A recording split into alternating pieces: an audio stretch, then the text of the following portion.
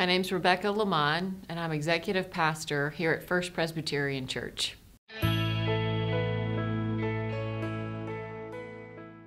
I chose Psalm 22 as my text for the Wrestling with God series, primarily because it gives us a person's conversation with God when they're in a very hard, dark, awful experience.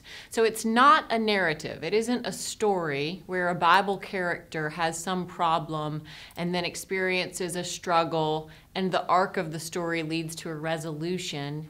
It's much more personal and in some ways less specific. The psalmist is experiencing some awful thing, and we don't know exactly what that is, but we get to be invited into this person's prayer as he or she wrestles with God through this awful experience. So it invites us in, and it gives voice to some of the things we might have thought or prayed as we're experiencing some of life's hardships. Well, Psalm 22 has a sort of parallel structure. So the person who's praying or singing will actually cry out and express pain and lament, and then will shift into confessions of faith and will actually claim what God is, and that God actually is strong and is even present and is powerful to change this situation. And it goes back and forth through the course of this psalm as this person is having both the experience of hard and the experience of being a person who believes in a God who can restore us to wholeness.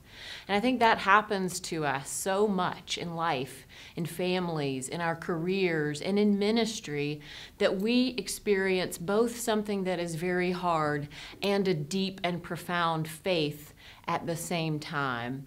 And this text captures the dynamic of a fluid movement between those experiences and how they together are our shared experience.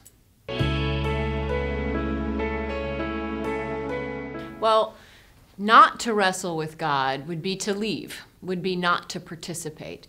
So to wrestle with God, to have an honest prayer, an honest time of discernment, an honest time of questioning, even perhaps fear or doubt, assumes a relationship with God. And it assumes that that relationship is strong enough for God to hear, to receive, and to honor whatever we're bringing, whether it's pain, fear, or doubt. It assumes that God receives all those things and that that relationship we have with God will not be severed. So it's an expression of our participation in our own relationship with God, and that's an act of faith. And I think to wrestle is also a forward-looking act, right? If we didn't believe that something about our circumstance could change, we wouldn't bother. We wouldn't go through the honest, even if it's painful, time of wrestling, of prayer or discernment or whatever the wrestling might look like. So to do this wrestling is an investment in a future that is different. So that is a faithful act, to claim that there is a future and that it stands on our strong relationship with God.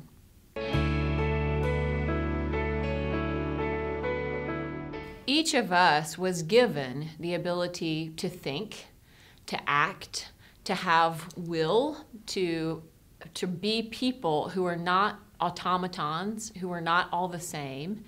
All of those capacities confirm that we were not things that God created and left.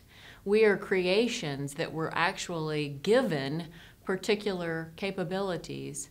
We are not asked to be mere recipients of our faith. We're not passive observers. We're not here waiting for God to do. We are active in our relationship with God. And wrestling with God is one of the ways we participate in our own relationships with God and express our faith And I think it's important to think about this in terms of our covenantal relationship with God, which is two directions. God said to us, I will be your God, and you will be my people. And for us to be passive would leave us not participating in our own relationship. To wrestle is a way of expressing our value as God's creation and God's covenant people.